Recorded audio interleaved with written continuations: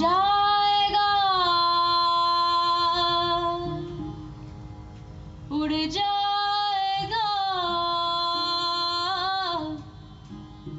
हंस अकेला उड़ जाएगा उड़ जाएगा हंस अकेला जगदर्शन का मेला.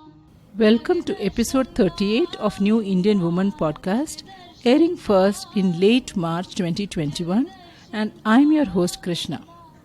In episode 37, we listened to part 1 of the chat with Bindhumalini Narayanaswamy, the popular singer and composer.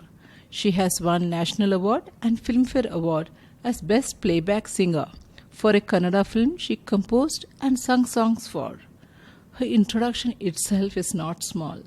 If you missed that episode, it would be a good idea to see the link in show notes or select episode 37 from your podcast app.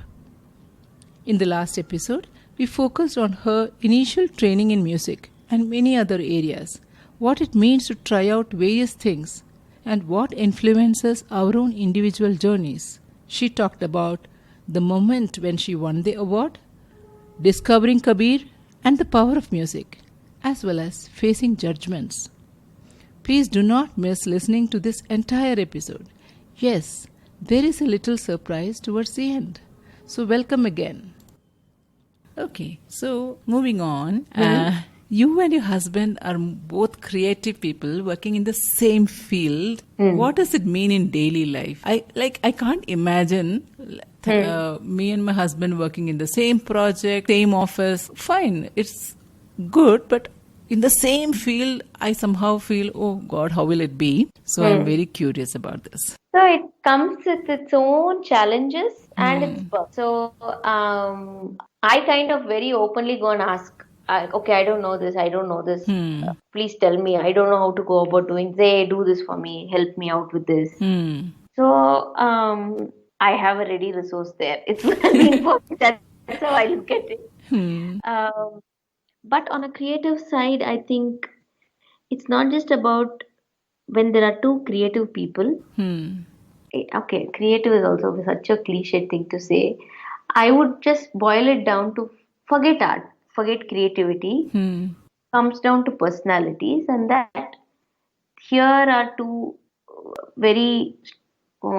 individuals who are very strong about their own way of being, let's say, and getting applied across the art, your day-to-day things and everything.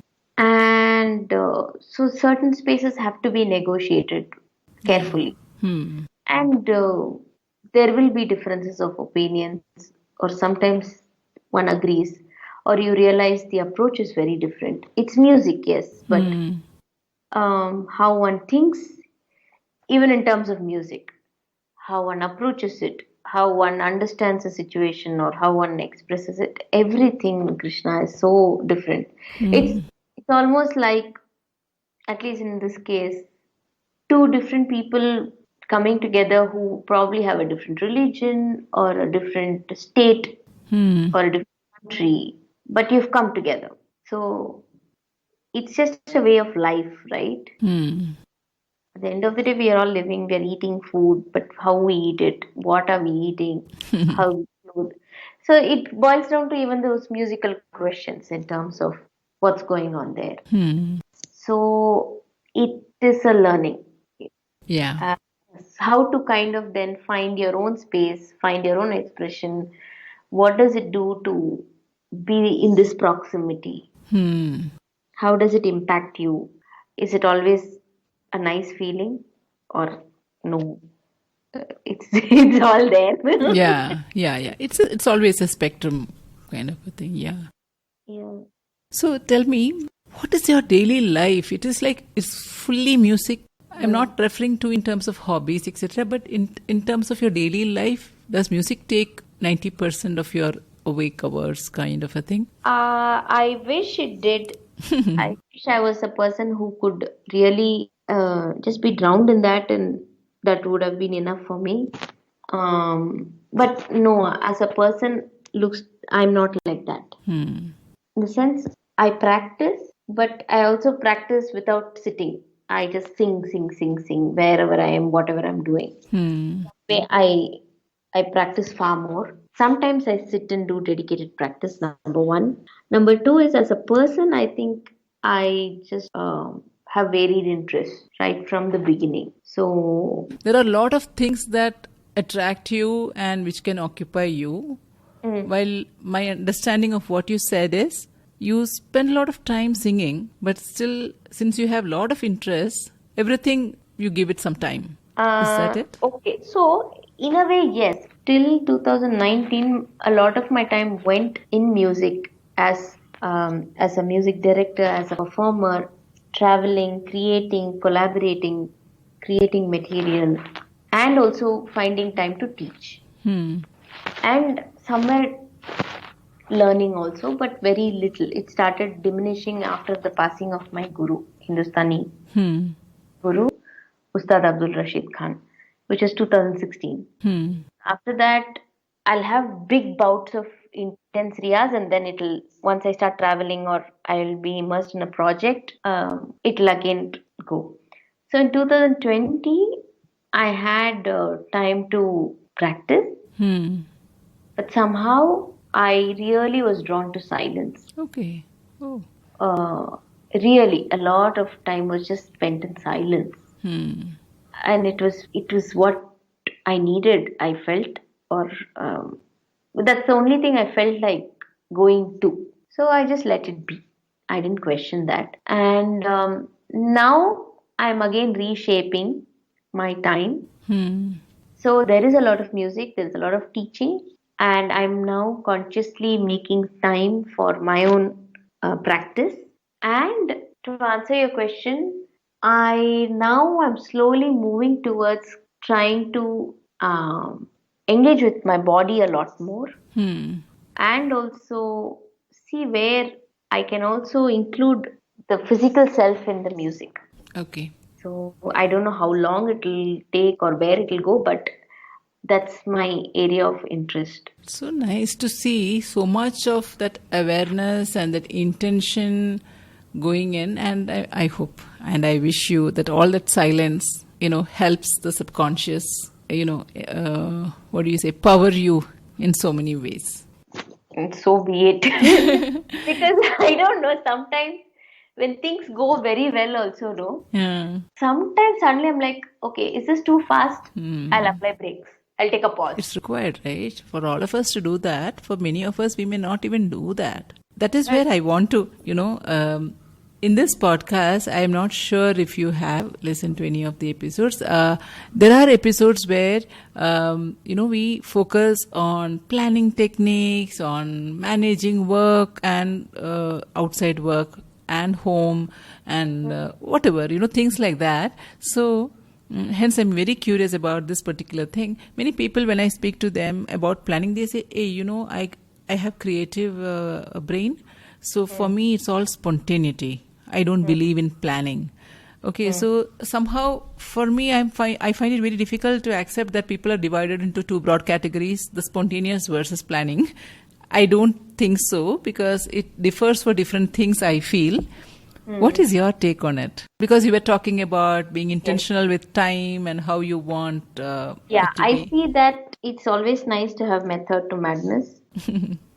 And yeah, I have been the mad one actually for the longest time. But now I'm able to say it also needs focus.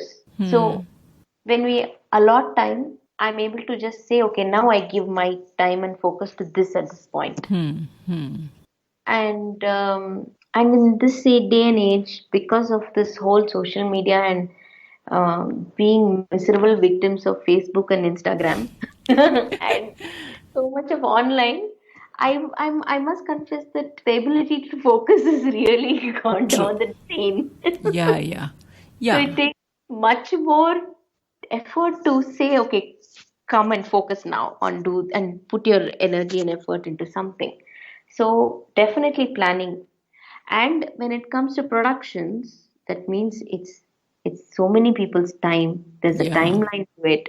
You have to deliver no matter how creative you are, you have to come up with a song by a certain time because the shooting has to happen, and before that they need the song. So there is a mental timeline and a deadline Yeah.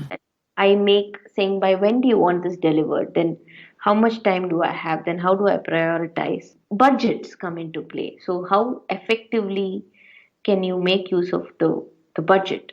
Right. That means you have to plan it uh, to a large extent, like a raga only. Like the raga gives you the framework, and then you play within that. So you make these time slots or timelines, and then you play with that. Beautifully Otherwise, put. it's floating all over the place. Anybody who tells this line again to me about creativity means spontaneity, they are going to get it from me. I'm saying, see, this is what Bindhumalini said. No, there's a lot of spontaneity. I'm not saying it's True. not, but uh, at some point you want to harness it. Right. So even I am just sitting and doing my improvisation. I take a rag and I'm improvising it all the time. But when it comes to me having a concert, I'm not going to take my own sweet time and keep True. doing my own thing. I will immediately take the responsibility of saying, okay, I am sharing here. Yes. So there's a dialogue here. Even if the other person there is a silent receiver, there is that thing about self-indulgence, and Yeah. I'm not saying deliver. I'm not saying deliver. At the same time, be respectful of this mahol that's getting created. Yeah. Spontaneity is required for some things, and for that you need to give the space and time for spontaneity to happen. And some things require planning, and that needs that kind of attention. Right? So Yes. both are required in its own ways. Yeah, like long ago I said I really love accidents when I'm trying to create something, because that's spontaneity. You didn't plan something, something happened, and you realize there's something beautiful in it. True. So spontaneity is so important, but It cannot be an excuse for madness. not necessarily, I Yeah. feel. It's respectful to also have a timeline and be answerable and just do what is needed. Like in a theater production, everybody's time. If you come, you show up, everybody's putting effort, and you're working towards the day of the show. You're writing a script. Everything, every minute is accounted for. Correct. So, See, music and engaging in art forms, many people feel it is a different realm of existence. It's not real world. I assume you won't agree. yeah, I mean, yeah, I won't agree. Yeah.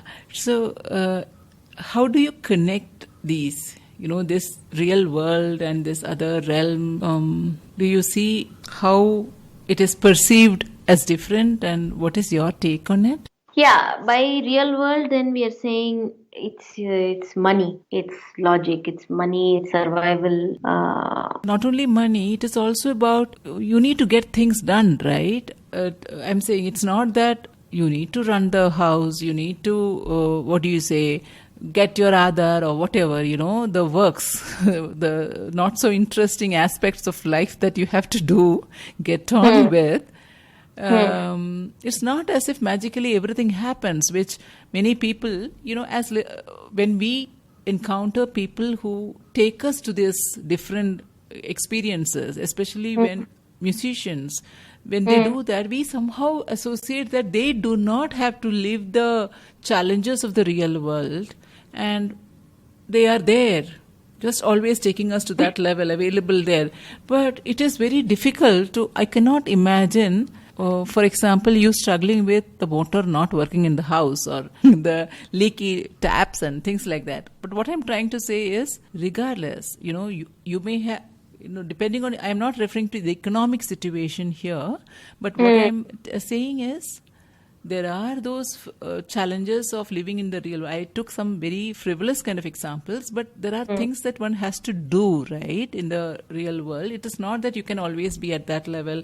Use music there. You are a musician. You are there and somewhere disconnected from the real world. That's what I was referring to.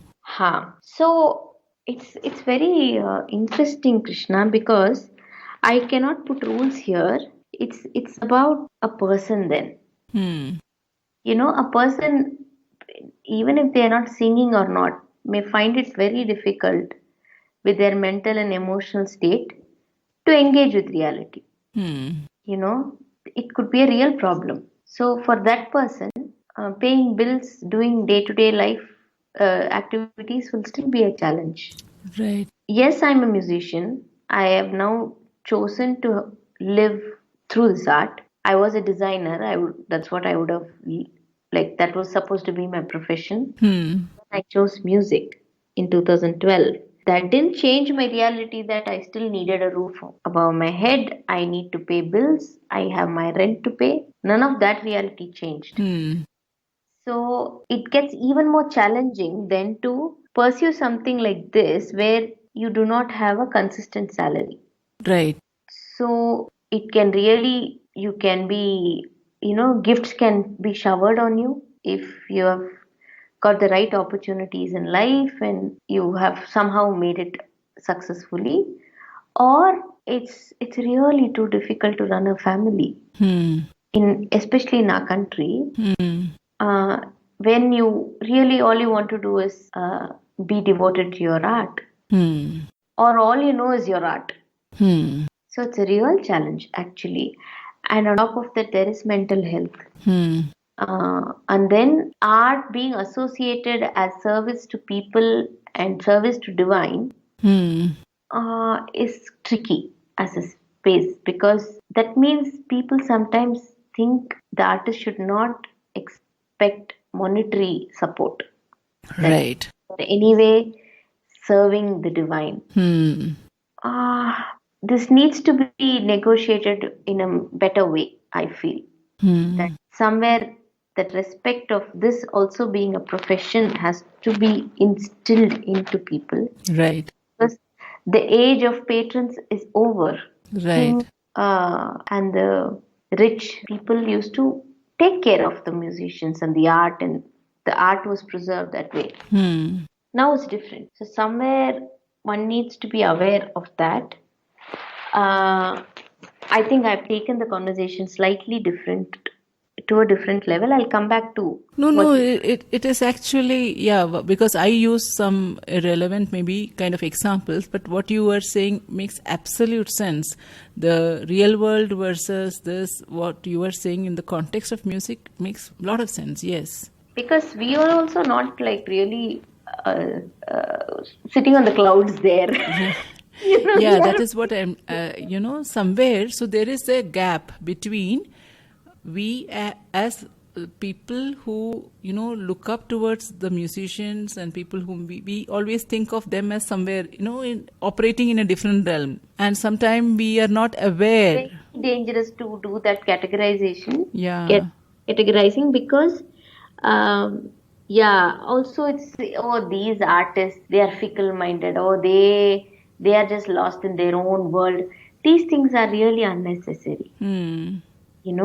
To either put art and artist really high up above on a pedestal, or completely treat them like, they are not really bringing any value to the country or to the society. Yeah. So it's high time we examine, we see it as somebody who is, whether regardless of the fact that a particular person may be gifted or not, but now they have chosen a profession and treat them as a person pursuing a particular profession, right? Yes, that not everything needs to constantly be put to value through money. Correct. Then it gets very difficult to have a conversation about this. So what is real world itself is so questionable. True. I completely agree. What do you do when you feel really, at some point you were saying you sing and you will feel fresh, but as a woman especially, I'm asking that in the context of this particular podcast where the target audience is women. And there may be so many times where we face challenges which are unique to us. I'm saying unique to each individual, true, but sometimes unique as a woman, and you are unique as a musician, as a woman, or whatever, those so many layers. But where one feels very down and low, and one needs to pull oneself up and not just maintain and go about. What I'm trying to say is not for somebody else, but for oneself to come up and above. What techniques do you use? What is it that you would like to share? Okay. It is very interesting because I have been constantly questioning myself in terms of, am I doing certain things because these are the only examples I've seen around me. As how my mother was or how my grandmother dealt with situations and scenarios. And hence I feel those are the only choices I have. Is that true or not? Do I have other choices? So if I actually can get up late, wake up late, because I want to sleep, do I feel guilty? And in that guilt is me being a woman playing a part in that, You have instilling picked up the a guilt. question which rings in my mind very often. And it's not even coming from anything outside. I'm not saying somebody is coming and True. pointing it out to me. I am just saying I'm looking into my own mental scape Right. and picking things of, where is this coming from? What is this? Is this only because somebody has told me this is how women should be? This is how one should be? Or I'm telling myself, or am I letting myself be however it is? And all these voices in my head over years and years. You know, கார்த்தால எழுந்து நான் கோலம் போடல. Then what happens? Yeah. So somewhere I feel those questions that one is ready to ask oneself, because I'm aware in my life also there was a period when I never asked those questions, and how it helped me when these questions started coming. And sometimes I do not know how, because it feels very easy to just pass on those questions and just, ask to somebody else. But most often these are questions one has to find answers for oneself, right? Nobody's going to answer those. And maybe that is where some small change can happen. Absolutely. Because I think by allowing myself to listen and probably, by way of habit or by way of somebody telling me that this is how it should be, and therefore I'm doing something. Instead, if I just tried it out differently and saw what happened, and if it worked for me, and it really didn't matter to my surroundings, I'm saying why not? Because even I have strongly questioned myself of sometimes saying you have to endure, you have to work hard, you have to suffer, you have to struggle, then you will get success. I'm not too sure. Yeah. So somewhere as a culture also there is this notion of, women to sacrifice, women need to do that. Oh yes, that is the word I was looking for. Sacrifice. Seriously. Yeah. So you somehow feel as if you are climbing up some steps because of each sacrifice token that you do. So those are notions where, it is time to change. It is one thing to talk about freedom. It's one thing to talk about independence. But it's a completely different thing to question our own notions of how we, kind of lean on this sacrifice story. Yes, absolutely. I think sacrifice is overrated. Yeah. And somehow, are you doing somebody else a favor by constantly doing something at home? Or why has it become your duty? One doesn't know. Like most of the functions in the house is actually not a gendered one if you break it down. Correct. Any can do it, Right. But how come sometimes someone else does it? Also because we think, oh, I can do it, so I'm doing it. But if you can do it, anybody can, actually. Yeah. We are also inculcating that habit into everybody else. Hmm. And the third thing, Krishna, here I found that our sense of identity, our sense of purpose, and our sense of relevance, we think is by those work that we do in the house, especially in the house, I'm saying. Right. I completely agree, and that is a very valid point that you brought. Yes. Can I still be relevant, or I don't even have to be relevant, and can I still be okay with it? And I'm saying this because as we move through life, as we move through different phases in our life, our relevance is changing. Like my mother, who was our primary caregiver, now she need not do that. Yeah. She can just sit back because we are old enough to take care of. But has she come to that realization and transitioned? Right. gracefully. Yeah. Not just her, has everybody else also realized that and done the necessary transitions Right. and crossover of responsibilities and acknowledged each one for all that and just done it in a nice way. Because that thing of self-worth, that thing of purpose, these things we don't speak about, but these are things which ends up becoming the fuel that works our machinery in our mind and our body, in our regular day-to-day kitchen to bedroom to hall to Yeah, bathroom. true, true. And some of these are the points I strongly believe, because I many times towards the end of the episode I ask people about their meaning of freedom. So in a kind of in a direct way, this exactly what you are saying, because it is not about how somebody gives it. No, it is about how one experiences it, about their own self-worth, about, do you gain happiness out of wallowing in self-pity kind of a thing, being the sacrificial lamb of the family. And Or being the superhero, the super yeah, mother, right, true. of saying, "Oh, I'm full of valley, so much pain, but still I got up and cooked the meal." Yeah, yeah. And still nobody is recognizing and playing the martyr story or Yeah, and nobody will even realize it that there is some correct. matter there around us because they think it's just everyday life. Yeah, so somewhere freedom, would say the starting point is from there. I'm talking not in the context of extreme forms of abuse, and I'm not talking in that context. I'm talking in the regular context. Most of freedom starts with that amount of self-awareness. Okay. So we are coming towards the end. Before we wind up, is there something that you would like to share with people? And also, after you share, it would be great if you can share something in any other language you're comfortable in, not English.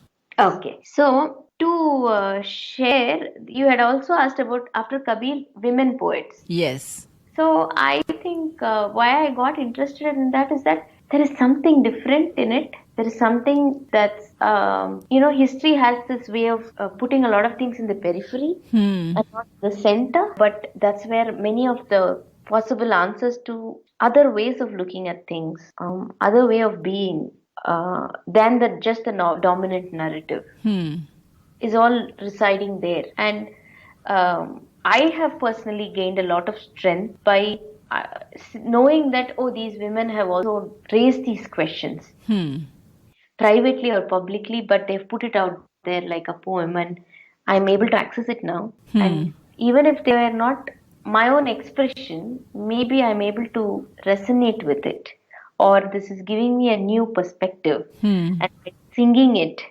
I'm able to dwell in it and absorb it. So that's what I'm discovering, and I felt that I should say it. That I Yeah. didn't. Do you want to share any specific ones, or which people can even look up, or if there's something that you want to share in this episode itself? Yes. So recently, not recently, it became 2020 Jan. Apart from Threshold, which has a lot of stories, songs, poems, voices of women, I had tried to work with some Vachana poetry, women Okay. Vachaniyas, and I chanced upon Satyaka, Amugherayamma, Bonta Devi. These are also many powerful women Vachanakaras, Lingamma, Neelamma, apart from Makka Mahadevi, who is quite popular. Right. So one person was openly talking about how, she's waiting for Shiva or her beloved to come, and she's just in that waiting. But she's also talking about how her youth is getting wasted away, and she is feeling this passion, and she is helpless. So to be very sensual in that experience of her spiritual quest, I found it very bold and very strong.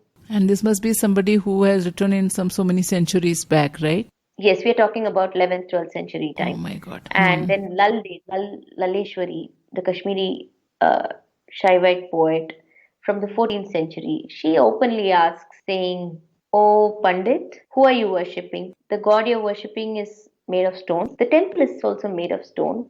So what is the difference between these two?" They both are stone. So who are you actually worshipping? Try to find God in the union of your mind and breath, she says. So powerful. Yeah, and then Bonta Devi also says, what is this whole space? This is actually like a total social commentary, or she's saying, what is space? Is there such a thing as space inside the town and space outside the town? That there is Brahmin space and Holaya space. It's only the body that creates inside and outside. That's the only space we can talk of. Everything else is space, and that's it. So these are such, I mean, like, wow. I know. And these are women, I presume, who did not get opportunity in those days to be, so called educated within quotes and whatever. Yeah. And we in this generation, maybe it is time we started listening or even thinking about such things. Yeah, I think one should allow ourselves to think. Yeah, true. And any other language you want to share, Bindu? I am only conscious of saying, can you sing? But if you are okay, yeah. Just even one line, if for the benefit of people who will not understand the language, you may want to say, or we can even try. People may relate to it because of the music. So like I said about Satyaka, I'll just sing a couple of lines from her song. Oh, beautiful. Okay.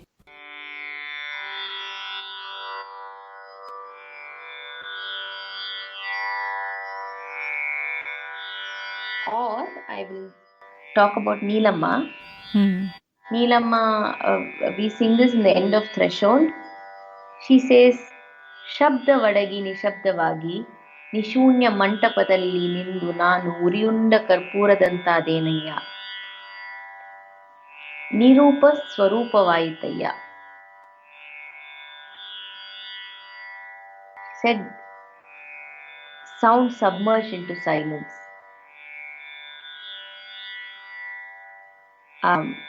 And I stood in the temple of nothingness and burnt away like camphor.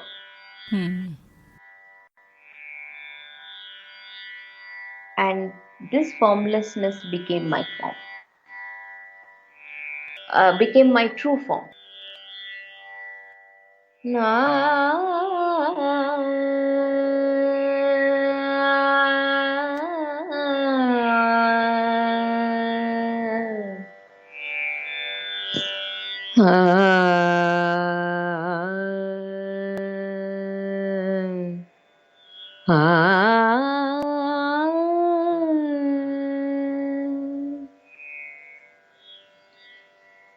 ಶಬ್ದವಡಗಿ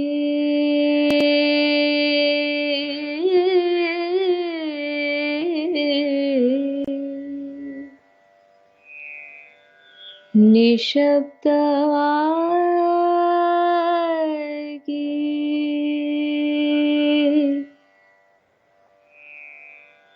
ಶಬ್ದವಡಗಿ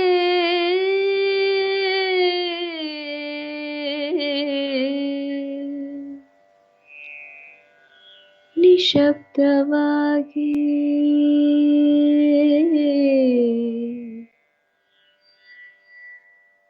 ನಿಶೂನ್ಯ ಮಂಟಪದಲ್ಲಿ ನಿಂತು ನಾನು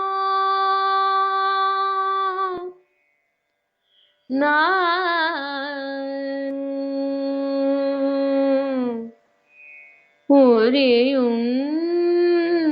ಕರ್ಪೂರದಂತಾದೇನಯ್ಯ Nirupa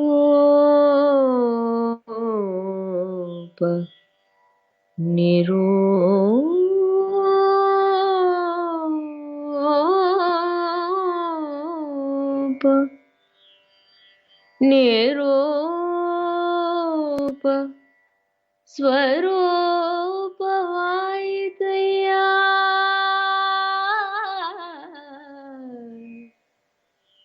ಶಬ್ದವಡಗಿ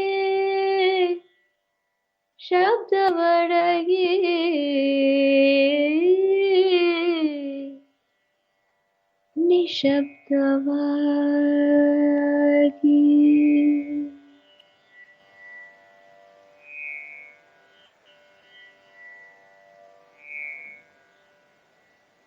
So beautiful. There could not have been a better message. Thank you so much, Bindu. Thank you so much for setting aside this time and opening up so much. Thank you too, Krishna. Thank you. It's nice to share fluidly. I feel so happy. Thanks again. So with that, we come to the end of another episode of New Indian Woman. See you again in the next episode. Remember, you are what you want to be, and the time starts now.